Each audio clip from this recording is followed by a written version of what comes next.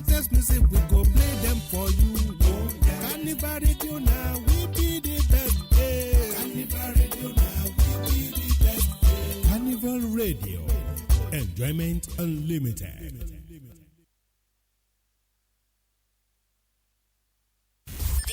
Number one hit music station.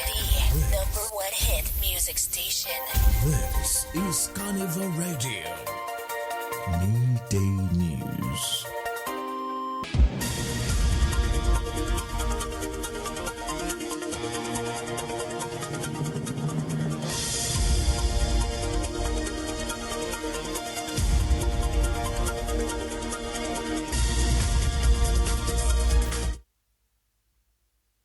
The time is 12 o'clock. Good afternoon and welcome to Carnival Mid.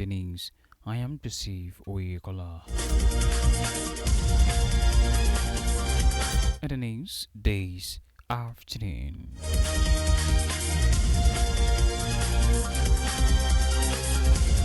Suspected rival coaches went on the rampage at the Ignatius Anjuri University of Education in Romeo Lumeni, Hobyo Hapko local government area of Rivers State, exchanging gunfire on Monday.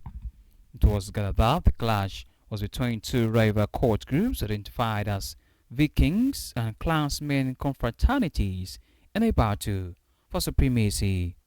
Though the immediate cause of the clash could not be ascertained, it was gathered that the violence between the rival groups erupted during the ongoing Student Union Government Week of the university. A viral video of the incident circulating on social media shows students scampering for safety as gunshots rented the air, although no casualty was recorded. Meanwhile, presidential candidate of the African Action Congress, Omoyele Sowore, has criticized the federal government's economic reforms, arguing that rising revenue and other microeconomic indicators have yet to translate into improved living conditions for Nigerians. Sowore, who spoke during an interview with the newsmen on Monday, said the success of the administration's economic policies should be measured by their impact on Nigerian standard of living, businesses, employment, education, security, and wages. He faulted the government for relying on increased revenue, tax collection, and the tax to GDP ratio as evidence of economic progress. According to him, Nigerians are more concerned about their ability to afford basic necessities and whether the reforms are creating jobs, supporting businesses, and improving public services.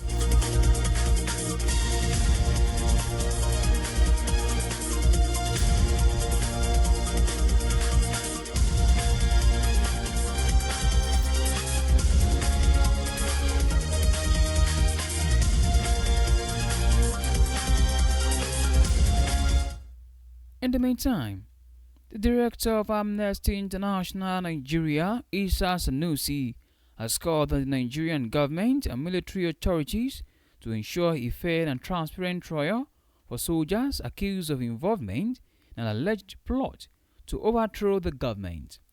Sanusi and Amnesty International was deeply concerned by a report alleging that some of the suspects had been subjected to torture and other forms of ill treatment. In an interview with the newsmen, Sanusi stressed that the accused soldiers remain suspect and should be presumed innocent until proven guilty through due process. Sanusi said the seriousness of the allegations should not be used as justification for denying the accused their fundamental right. On the foreign scene, Ukraine and Russia have continued striking each other overnight, with Zelensky accusing Moscow of using North Korean missiles. The Ukrainian president said strikes in Zaporizhzhia, which killed at least 6 and injured at least 19, involved ballistic missiles from Russia's ally. In Verochi, in southern Russia, warehouses belonging to the online retailer Wild Berries were hit by Ukraine. The company, known as Russia's Amazon, has been repeatedly targeted in recent weeks. The attacks come a day after at least 13 people were killed, including one child, in Ukrainian drone strikes on the Russian Republic of Tatarstan, more than 1,100 kilometers from the Ukrainian border.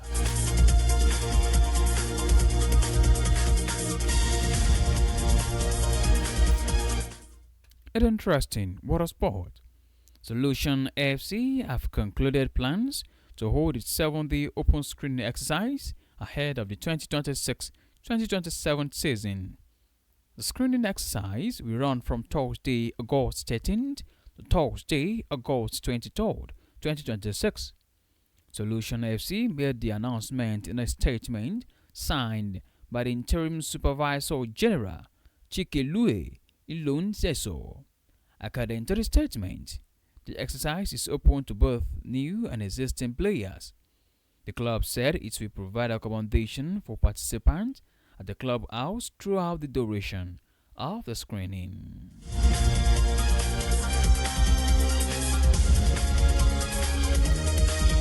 At our hands, Carnival Radio Media News. Thank you very much for listening. You can download Carnival Media app on Google Play Store and Apple iOS. You can also check out our website at www.carnivalmedia.ng. My name remains Joseph Oyekola. Good afternoon, and please do well to enjoy the rest of your day.